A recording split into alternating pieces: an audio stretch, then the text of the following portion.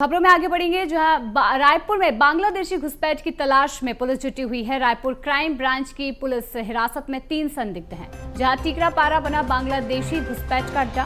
Crime branch ने police लगातार संदिग्धों से पूछताछ कर रही है। दस्तावेजों को खंगालने में रायपुर पुलिस जुटी हुई है। आपको बता दें कि घुसपैठियों को लेकर लगातार जांच जारी है और ये जांच अब तेज हो चुकी है, जहां बांग्लादेशी घुसपैठ को लेकर पूछताछ की जा रही है, दस्तावेज खंगाले जा रहे हैं और क्राइम ब्रांच में पुलिस संदिग्धों से लगातार पूछ भी कर रही है। यहाँ पर देखें तो क्राइम ब्रांच की टीम ने यहाँ पर कई संदिग्धों को हिरासत में लिया है और अब इन संदिग्धों से पूछताछ की जा रही है, उनके दस्तावेज खंगाले जा रहे हैं। और टीकरापारा जो है बांग्लादेशी घुसपैठ का अड्डा बना हुआ है, जहाँ लगातार पूरे एरिया में देखें तो अब जाँच तेज हो चुकी है।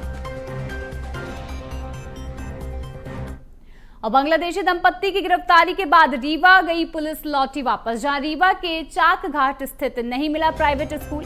बता दें कि बांग्लादेशी से बनवाई थी 8वीं की फर्जी मार्कशीट। 35 साल की उम्र में 8वीं पास की मार्कशीट बनवाई थी और आरोपी बांग्लादेशी दंपत्ति की पुलिस रिमांड खत्म हो चुकी है, जहां थाना पुलिस समेत एटीएस ने भी लंबी पूछताछ की थी। मार्कशीट के आधार पर आधार कार्ड बना था। टीकरापारा धर्मनगर के पते पर आधार कार्ड बना था, जहां तत्कालीन वार्ड कांग्रेसी पार्षद निशा देवेंद्र की भूमिका संदिग्ध पाई गई है। आपको बता दें कि अब इस पूरे मामले में पार्षद के प्रतिवेदन से आधार कार्ड बनता है, जिसे लेकर जांच की जा रही है। और इस मामले में 8वीं की मार्कशीट को लेकर आधार कार्ड बना था और दस्तावेज जो थे वो बनाए गए थे, लेकिन जो 8वीं की मार्कशीट थी वही यहाँ पर फर्जी पाई गई है। अब इस पूरे मामले में आगे की जानकारी ली जा रही है और बांग्लादेशी दंपत्ति जो है उनसे पूछताछ की जा रही है।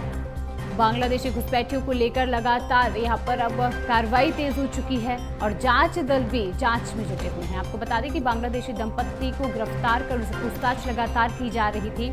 जब दस्तावेज खंगाले गए तो 8वीं की मार्कशीट से फर्जी दस्तावेज बनाने की बात सामने आई थी, लेकिन जो 8वीं की मार्कशीट है वही फर्जी पाई गई है। किसी भी प्रकार का कोई भी प्राइवेट स्कूल यहाँ पर सामने नहीं आया है, बल्कि 8वीं की जो फर्जी मार्कशीट थी वो बांग्लादेशी से ही बनवाई गई थी। तो अब बांग्लादेशी घुसपैठियों को लेकर पुलिस की कार्रवाई तेज हो चुकी है। लगातार संदिग्धों की गतिविधियों को देखकर पूछताछ भी तेज हो गई है और अब देखें तो यहाँ पर बांग्लादेशी दंपत्ति की मुश्किलें भी बढ़ती नजर आ रही है। चलिए इसी खबर पर और अधिक जानकारी के हमारे साथ अविनाश जुड़ चुके हैं।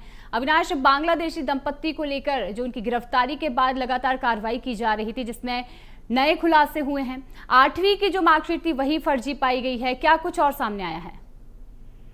बिल्कुल, देखिए, बांग्लादेशी घुसपैठों को दंपत्ति को जो है टीकरापारा पुलिस ने गिरफ्तार किया था। गिरफ्तार के बाद कई चौंकाने वाले मामले कई खुलासे हुए थे, जिसमें 35 वर्ष की उम्र में 8वीं के कक्षा को पास करना जैसे कई खुलासे हुए थे।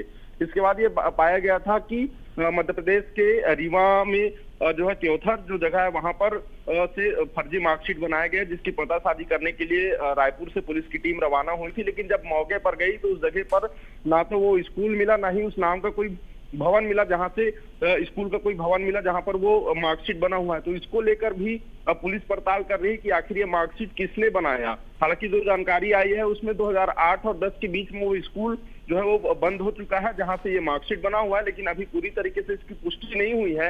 लेकिन बड़ा सवाल यह है कि आसानी से फर्जी दस्तावेज तैयार करना और इन दस्तावेजों के आधार पर आधार कार्ड बनना और उसी आधार कार्ड से पासपोर्ट तैयार हो जाना, कहीं ना कहीं सुरक्षा पर एक बड़ा सवाल उठता है कि ऐसे यदि आसानी से आधार कार्ड और पासपोर्ट बनते जाए तो कई ऐसे लोग हैं जो बांग्लादेश से भारत में घुसपैठ की तरह जो है पहुंच सकते हैं। और अब पुलिस जो है इस पूरे मामले की पड़ताल में जुटी है। एसटीएफ की टीम भी पूछताछ कर रही है, क्योंकि छत्तीसगढ़ में हाल ही में एसटीएफ का गठन हुआ है। तो अब पूरी तरीके से बांग्लादेशी दंपतियों से और भी कड़ाई से पूछताछ की जा रही है कि आखिर ये कैसे फर्जी मार्कशीट बनाया गया, जो आधार कार्ड बने उसमें किसने सहयोग किया, क्योंकि आधार कार्ड 2015 के बने हैं। तो तत्कालीन जो पार्षद हैं उन पर भी वो भी संदिग्ध में नजर आ रहे हैं, क्योंकि जब भी कोई आधार कार्ड बनता है तो उसमें पार्षद के प्रतिवेदन की आवश्यकता होती है। पार्षद जब तक ये प्रूव नहीं करता है कि ये स्थायी निवासी है या यहाँ पर पिछले 10 वर्ष से रह रहे हैं, 5 वर्ष से रह रहे हैं, इसकी जानकारी जब तक पार्षद नहीं देता तब तक आधार कार्ड के लिए कोई आवेदन हो ही नहीं सकता। बिल्कुल अविनाश, देखिए लगातार जांच जारी है, पूछताछ भी की जा रही है, देखना होगा कि आगे और क्या कुछ सामने आता है। फिलहाल तमाम जानकारी के लिए बहुत बहुत धन्यवाद।